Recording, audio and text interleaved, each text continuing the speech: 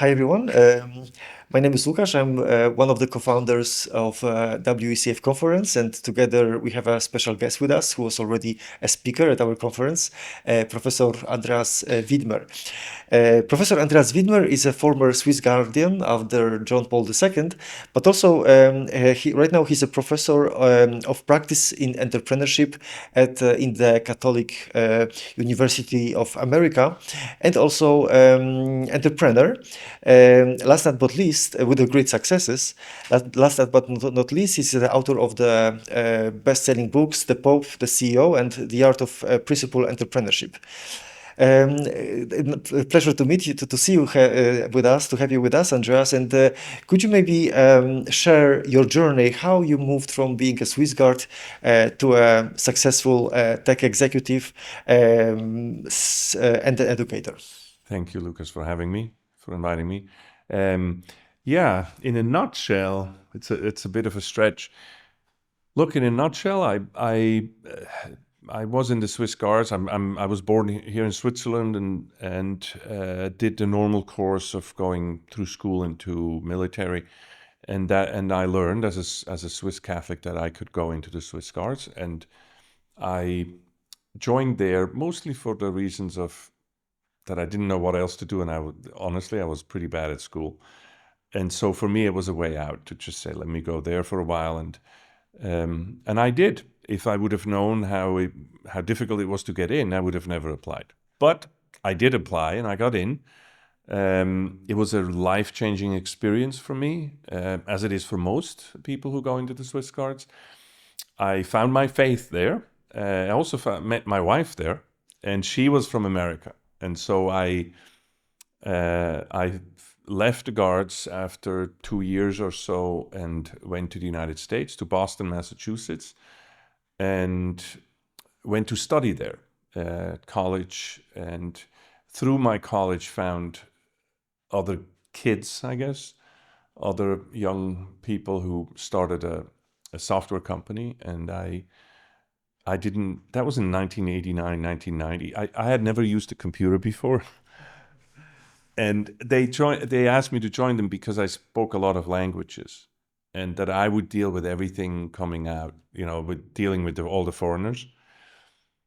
And so I was in college and I had my first high-tech job running international for the company that ported TCP/IP to the PC. So we brought the internet to the PC, which was just a bunch of kids in a sense. I was 23 years old and the company grew. I went to school, during the middle of the day, and in early morning and evening I would be working with Europe and then with Asia. And we went public in 93. I started as a non-paid person. I mean, this is the American dream, right? You come there and you get this privilege, and it was an amazing thing. It's called FTP Software. It stands for File Transport Protocol, but we called it Fun That Pays, because that's how I felt, and that's truly it. And we went public in 93, and I stayed 2 years more. And then I'm a startup guy. I like early things. And I left FTP and I started, I joined a husband and wife couple called Jim and Janet Baker, who invented speech recognition, Dragon Systems. And we did that in Boston and did that until, for a good 5 years. Again, I was in charge of everything outside the United States. And, we created companies and then we sold that company. We can go into that later. And I did 2 more.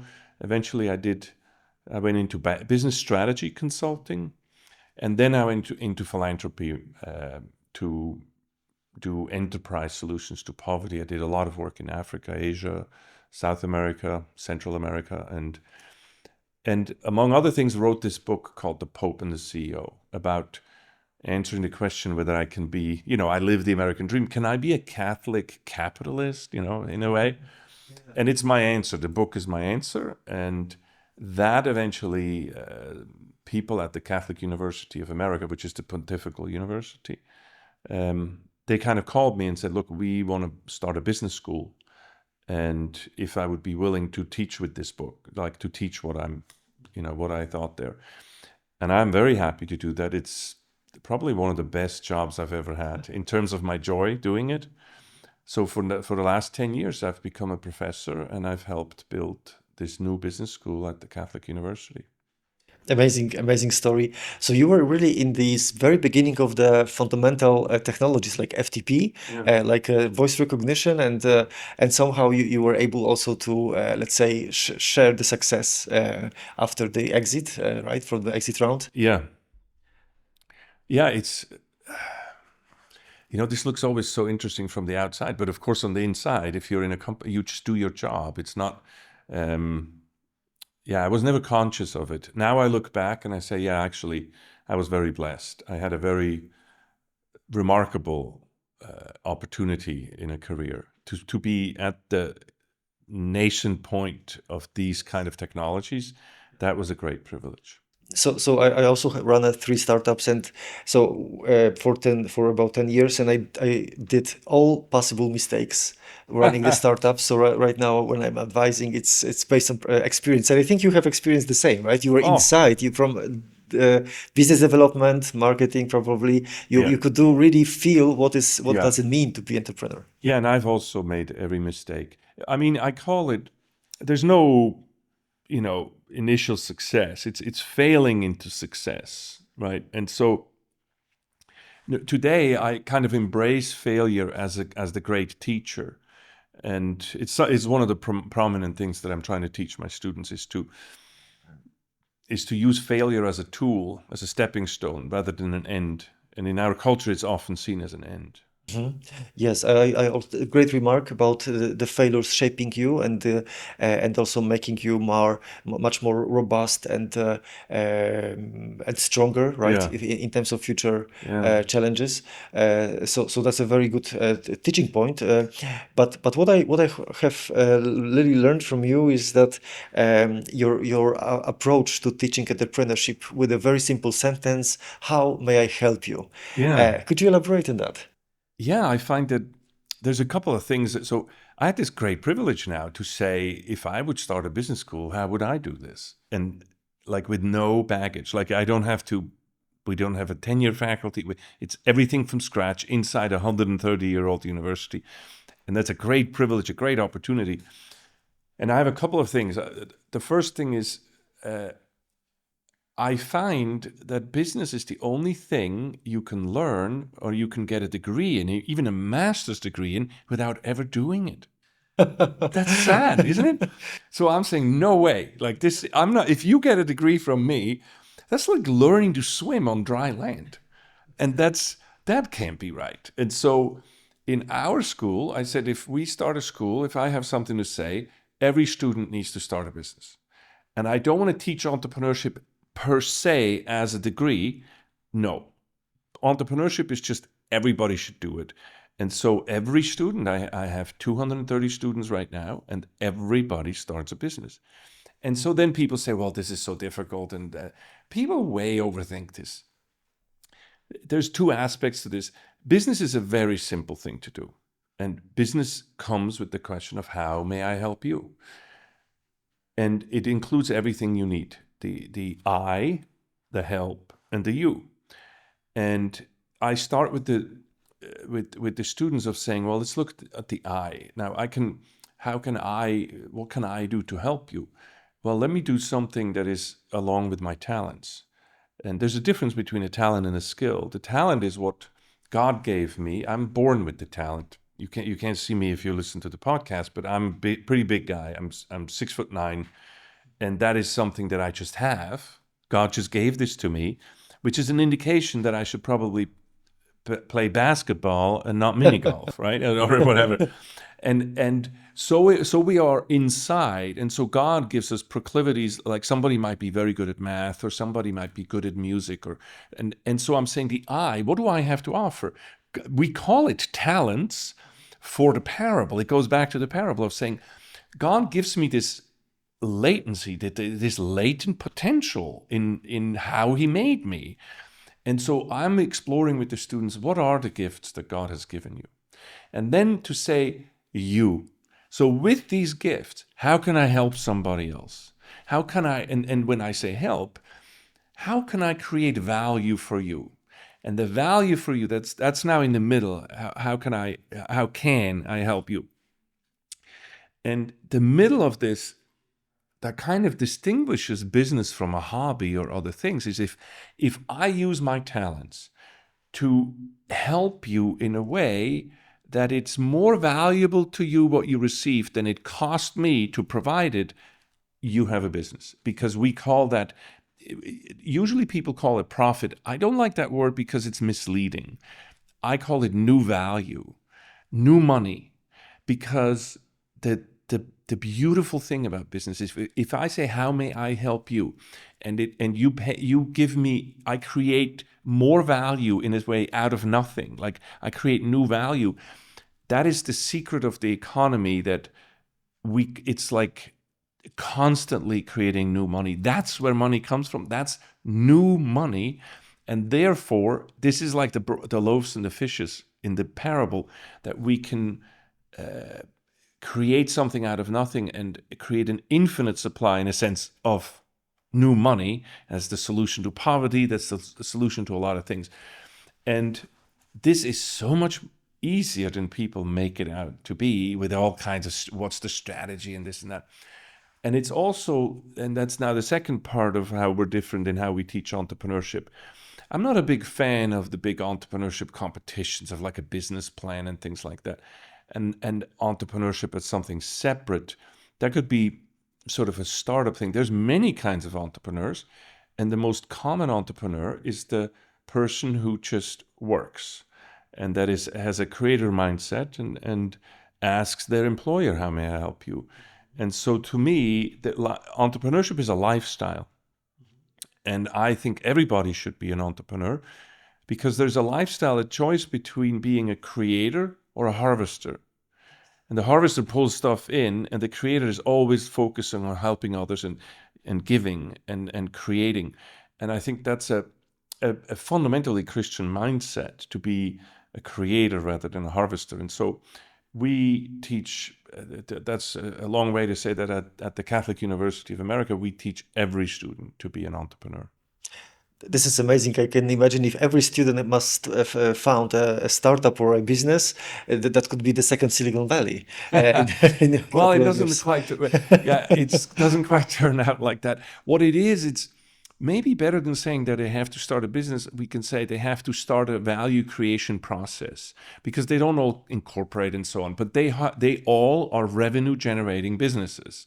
Like, I want you to find somebody who pays for what you do or what you provide, and to seek for that to be, that they pay more than what it costs you to create it. I find that's the best economic lesson I can teach somebody. If you understand that, how money is made, literally, a lot of problems in your career, in life, and by the way, in civil society go away once we understand that. Because the biggest misperception that people have is that there's a fixed amount of money. There's a fixed amount of money in the world, which then calls for redistribution of money, which often involves some kind of violence. And I think if we would, and it also causes, this view also causes paternalization of the poor, that we quote take care of them rather than allowing their dignity to become creators themselves. And so if we remove that obstacle of people actually understanding and experiencing how to make money, how to create value, very freeing all around. So this is amazing, because I hear that teaching entrepreneurship through practical applications, and this is, I think, a level of I haven't heard about MBA asking for, also the participants to found to generate value throughout the course. Yeah. So this is very powerful approach, and I think it's also very simple to explain, right? You don't have to do market research. Look, because I'm not the smartest guy. I'm not the brightest bulb on the Christmas tree. So everything I do has to be simple. Yes. My recipe to success in business was always, I never invented anything. I worked with technology geniuses, and I would always say that unless I understand it, nobody's going to buy this. Like I'm not afraid to say that I don't understand. I'm not afraid to say why. I don't get it. How does this work? And I think we do well by that. And it boils down, if you keep asking, it boils things down to the bone, to the root. And how may I help you is the root of ethical Christian business. I love it. So because then we can really look at the business not as a let's say human-centric, profit generation centric, but really as a value-centric let's say initiatives. And I think what I really liked about when we were talking before is that you have, let's say, put three foundations, or defined three foundations for such a healthy business, which is create, support, reward. Yeah. Could we go deeper? Yeah, that's one of my cornerstones of what I teach, that I think we need to go back to understand what work is about in order for us to do business better. And work in a just simple anthropology in why do we work and why do animals not work?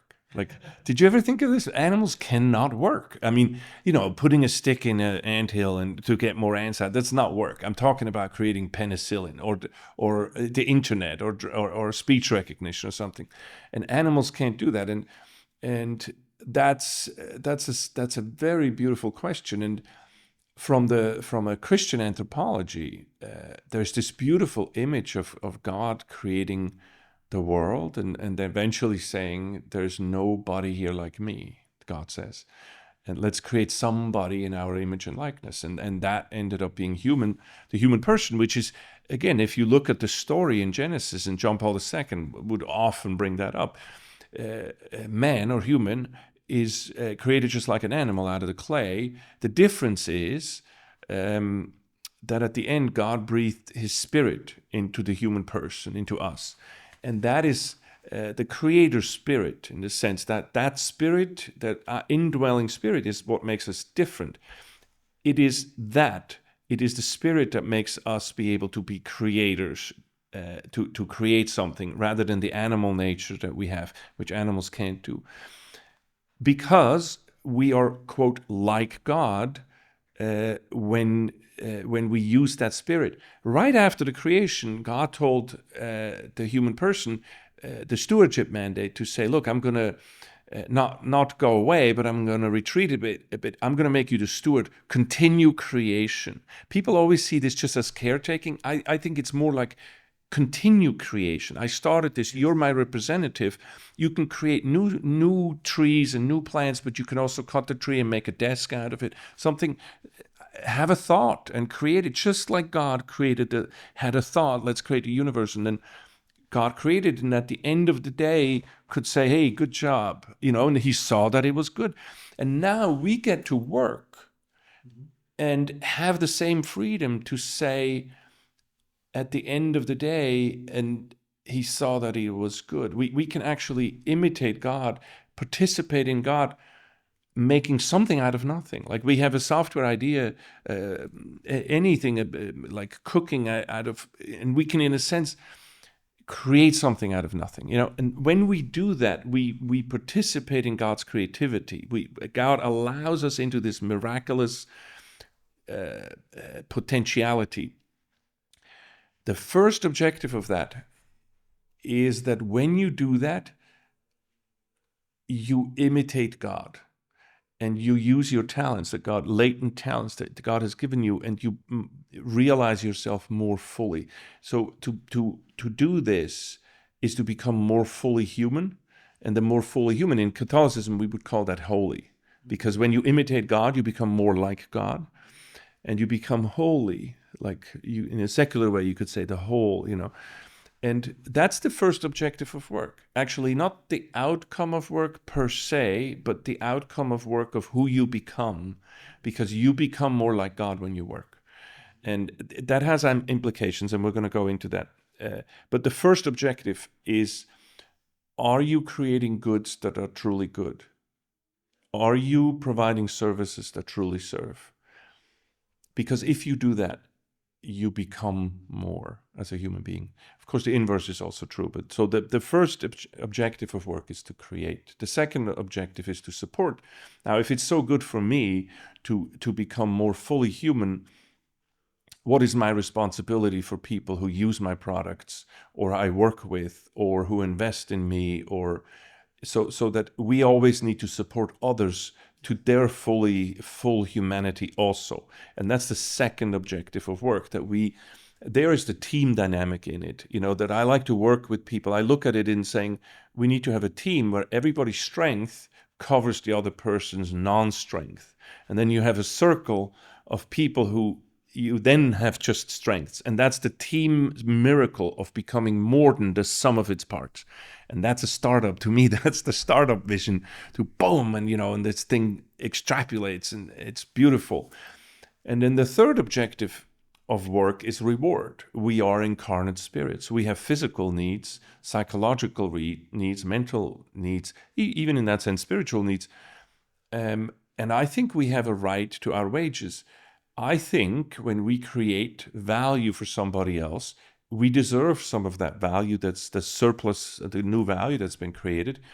And it's okay to have, to generate that wealth and to have that. It comes along later on with moral responsibilities, what to do with this kind of thing. But the fact that you deserve, everybody who contributes to the creation of that new money, that new value, deserves their wages, and they need to be just and fairly distributed to all the people who contributed to it.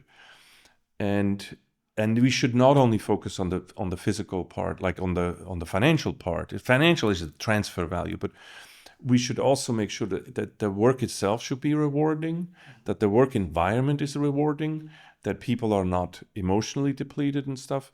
So that reward, that keeps in mind that we are physical beings, and that takes that. And so for me, there's these three objectives of work, and they're ranked 1, 2, 3, but they are executed simultaneously. Mm-hmm. So for me, it's like another definition of a healthy startup. Yeah, You exactly. you have a product, a service that brings a value. You have a team Yeah. where you feel comfortable with, and then you got rewards. Yeah. And then which could be monetized, or let's say, but also reward in having fun, in Yeah. having some great experiences, learning new things. And so this is a great definition of startup through let's say Catholic lenses.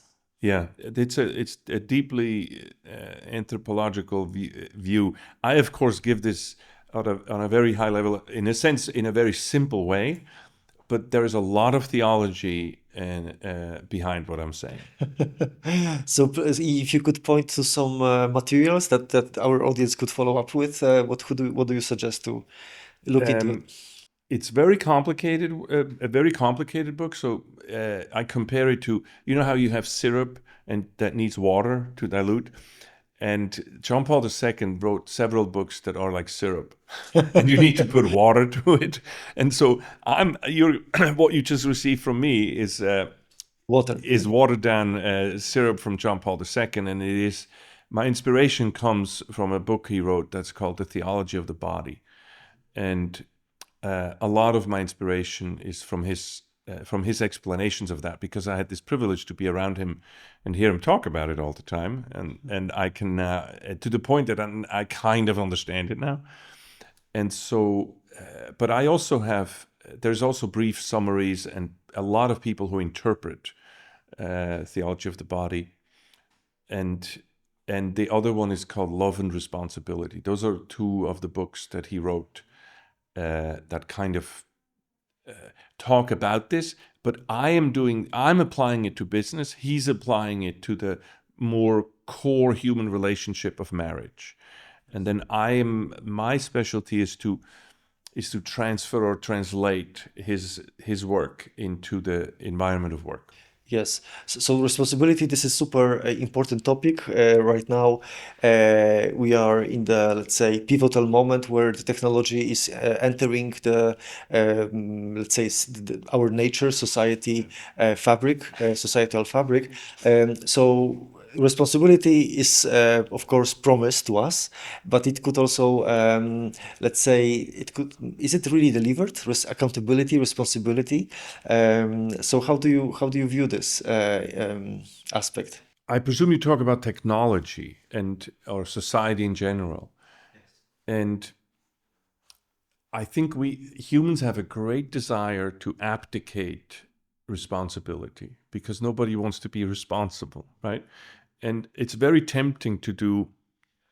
It has been tempting from the beginning because we blame somebody else when something happens, right?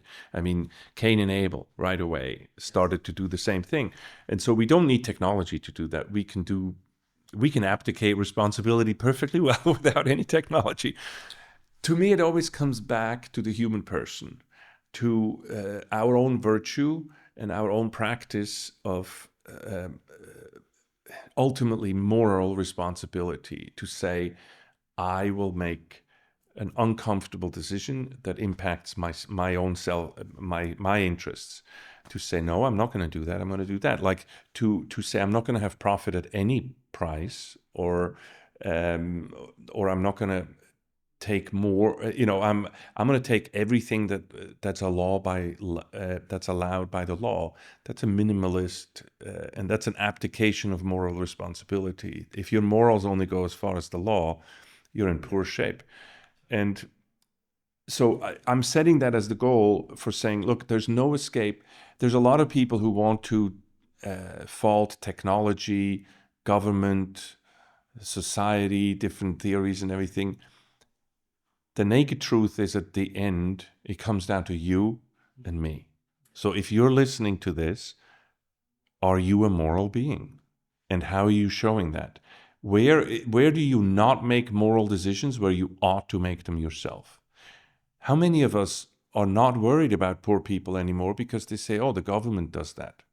They take care of poor people. Or they go to church and say, well, the church deals with that. Yeah. I don't, or even simple things like, I don't have to talk about Jesus Christ to anybody because the church does that. Yes. That's as Christians, it's a moral responsibility to speak. Yeah, the same for insurance, right? Why should we take care of the elders? Parents and so on. I mean, there is insurance and there is some. And my question to you is, what are you going to do about it? And so stop hiding behind, yes, AI made you do it. No, AI didn't make you do it. You make your own decisions every day. And it's too easy for me to escape. It's an escapism because we are addicted to abdication of responsibility. And I think we need a wake-up call on that. And it's a more fundamental wake-up call than saying, I'm all for self-regulation and even laws and things like that to promote morality or to promote the good of humanity and regulate things, as the state sort of as a referee with laws and stuff. That's fine with me, but we should go far beyond that. And that far beyond is each one of our responsibility. And we always have these top-down solutions, and they don't work. We need a bottom-up solution, and it starts with me. So take the responsibility, and even if you're the only one, do it. And stop blaming the bigger picture. Yes, I really like starting from myself, right? If I want to change anything, let's start from ourselves. It's hard. Do you know that famous picture of this guy in the bunch of Nazis, and it's the only guy who stands there with his arms folded. Everybody else is making the greeting, and then this guy, that's a hero. That's a moral person. And, it takes a lot of courage to do this, but that's what I'm asking you for. That's what I'm asking me for, is to have the courage. And my friend Luke Burgess is writing a book. He's coming out next summer. He's one of the guys in our center, and he's called The 1 and the 99. We have this tension in our hearts to belong to the 99, but we also have this desire to be the one that Christ comes after, right? And to be that one special one. And I think this tension is a very good thing to meditate and to think about deeply, to say, how do we strike the balance? At times I want to be a part of the 99, and at times I have to choose to be the one. And that guy in that bunch of Nazis in that picture, he's the one. And that's a very important stance to make. And I think Luke encourages people in the new book. I haven't read the whole thing because it hasn't been published yet, but I think he encourages to discern when to be the 99, a part of the 99, and when of the one. And in moral things and moral decisions, you better be the one. Yes, yes. So the challenge I think today is that people are really confused. What is moral? What does it mean to be moral? Yes. Is it coming from our culture, civilization? Is it coming from the historical history, or is it, let's say, because morality is different? Let's say in West, here in the northern countries, and is it different in Africa? Is it different in China? Is it different in India? Yeah, but I find. Let me translate this. There's no geography of morality. Just like I'm saying, is it since child labor is allowed in Vietnam, can I go and do child labor in Vietnam? Since prison labor is allowed in China, is it moral for me as a European company to go to China and produce it there? Let's ask everybody. And I think the consensus would be no, it's not okay. Because if it's not okay, if it's not moral here, how come if you travel half around the world, the moral law changes? The legal law changes, but the moral law should be the same. It's the same as we say something repulsive of saying, well, we're not going to have a human meat sandwich, right? I believe that morality at the basic level is not a religious thing. It's a humanistic thing, a human thing.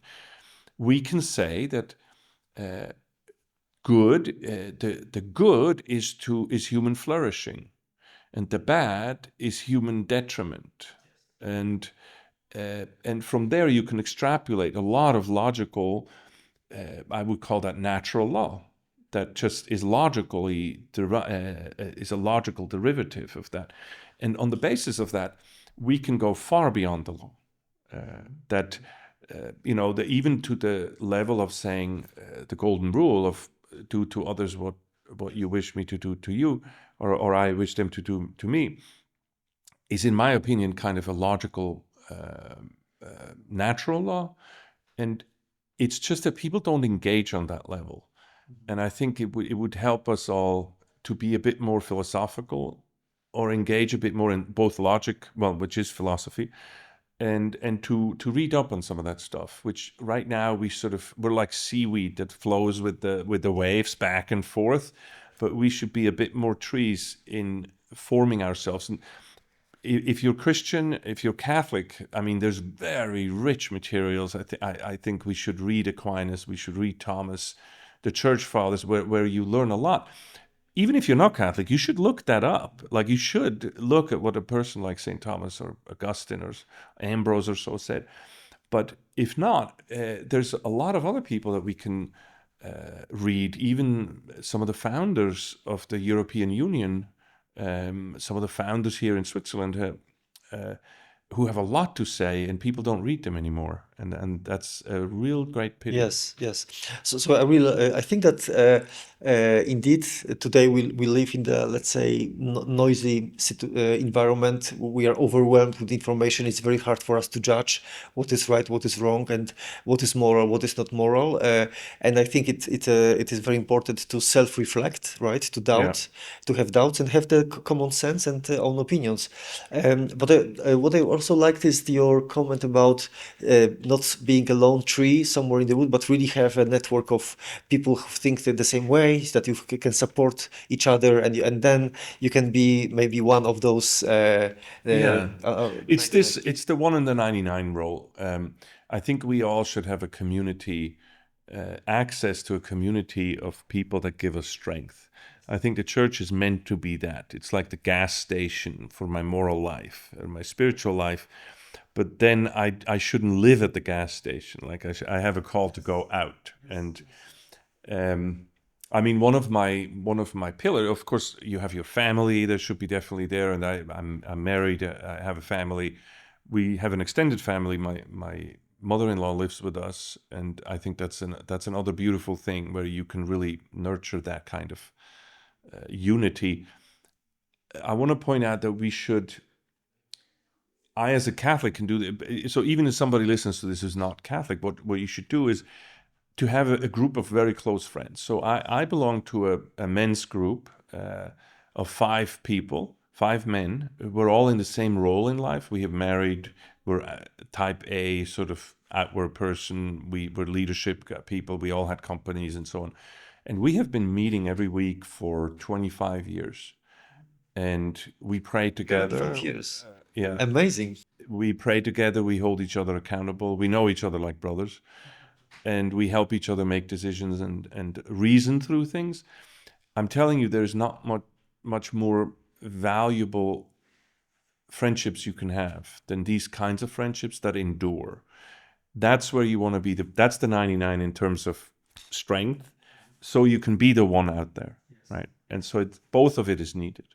Yeah, so I think it's a very good suggestion to build the friendships, right? Because they're for good and bad, and also that will support you in the difficult times, but also in the And it takes work. So friendship, just like marriage, friendship is a shadow of marriage in a way, and it takes work. It has to be intentional. One of the great things that John Paul has always said that is so anti-cultural in a way. He says, love is a decision. Yes. Love is a decision. It's not a feeling, it's a decision. Infatuation and so is a feeling. Attraction is a feeling. Love is a decision. Yes, I really love this sentence, and I'm repeating this. I'm married for 25 years, Yeah. and because in marriage you have some emotions, like it's ups and Exactly. downs, but the love is decision. I mean, whatever Think happens. of this. Yeah. Think of this when you have your baby. For those of you who had the privilege to experience this, and there's, the screams at 2:00 in the morning and full diaper and everything. You're not doing this out of joy.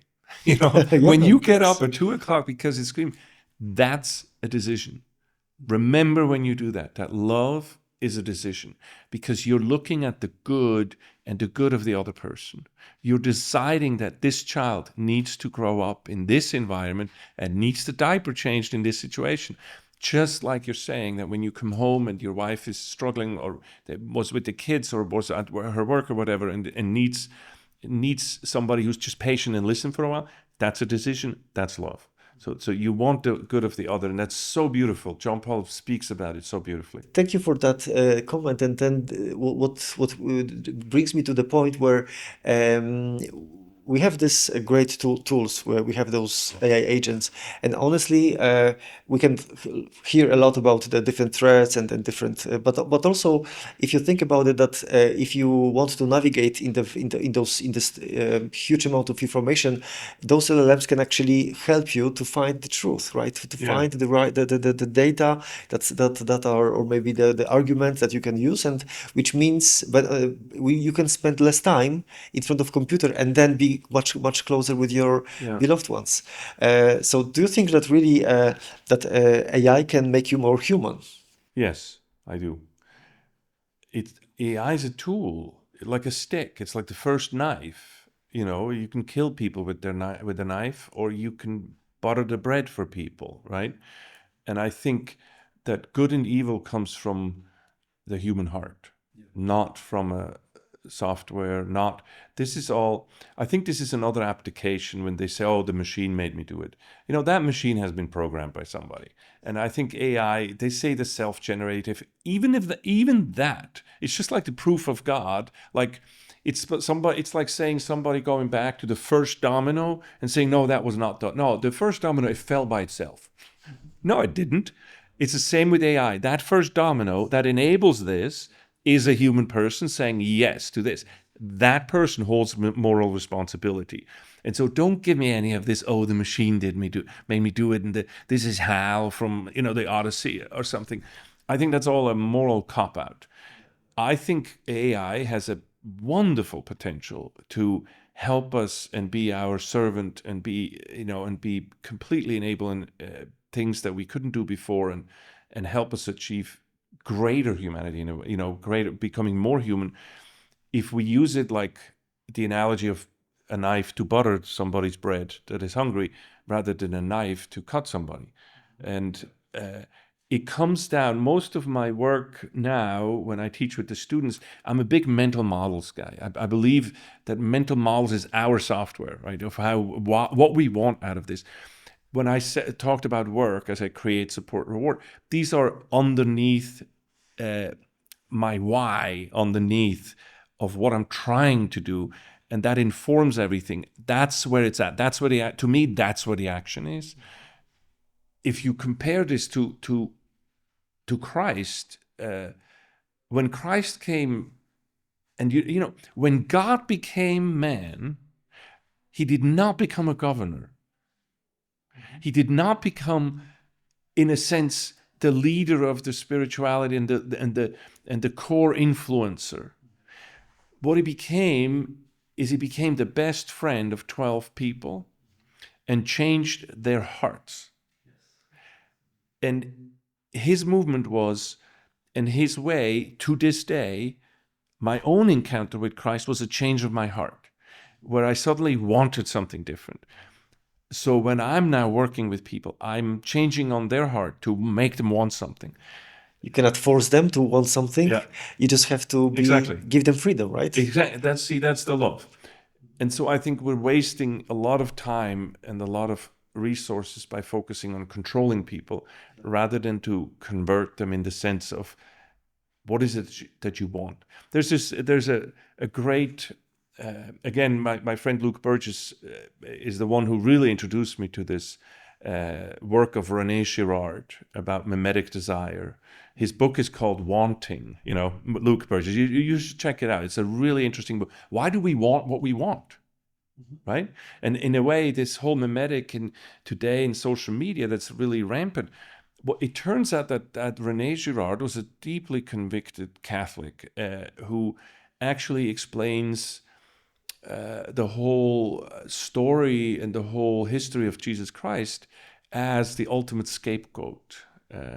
Scapegoat. Yeah, and that's also that comes from René Girard. You should really look into this. It's and I think it is that part where it also drives me back to my own heart, my own intentions, and then the intentions of the person next to me, rather than showing up with the grand scheme to control everybody. I'm in a sense, I'm much simpler, but also much more complex, because the human heart, I don't want to worry. I'm not worried about conspiracy theories and things, because I do not think that the big line between good and evil doesn't go between people. It goes through people. It goes through each heart, including mine. And the conspiracy theory I'm worried about is my own, in terms of me thinking that I'm all good versus that I have a propensity and an original sin, that I tend towards sin. And I think we should all focus on that. What do I do? What is my moral responsibility? It's too easy to shake the finger at other people. And we should create communities, even small companies, startups, that are that introspective in a way. And I think then that sort of imitates the early church, to start to emanate outward by starting small. Yes, I really like this concept, starting small, starting from today, right? Whatever I am afraid of to do tomorrow, I can do it today, and then just be consistent. But the challenge is, I think, that the young generation specifically, they don't feel, let's say, accepted. They don't feel appreciated, and that's why the AI could, those especially this AI companion, can pivot them or they guide them towards very places where there will be always backing on the head, on the shoulders. You don't have to change. You are perfect. You are great, which is an illusion, and that's what worries me. What about you? No, I'm also worried about the loneliness of young people, and social media has a tendency to isolate and polarize.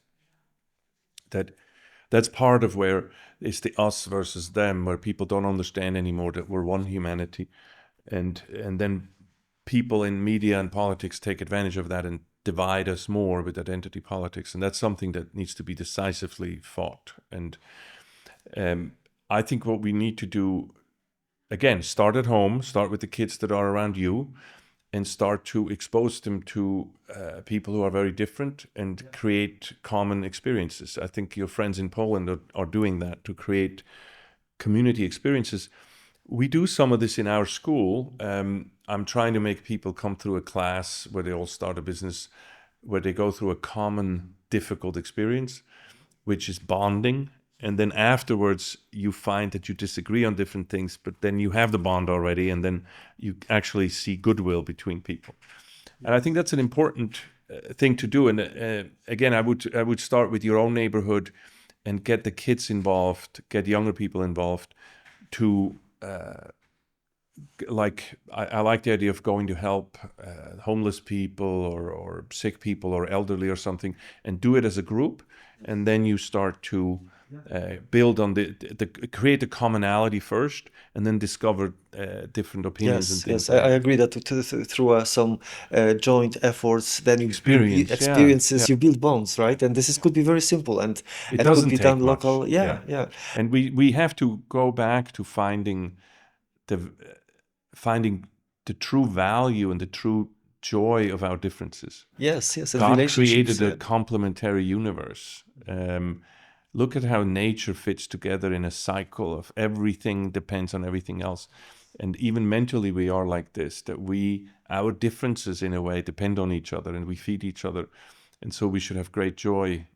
I mean, look at a startup. It's great if we how we can have an argument about a product or what to do. And that's beautiful. That's how it's meant to be. That's a feature, not a bug.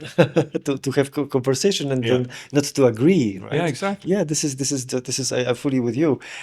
So let's maybe finalize with encouragement and invitation to create, support, and reward in every aspect of our life, which can turn into some business, but it can turn also into some very great adventures with our closest ones. Yeah.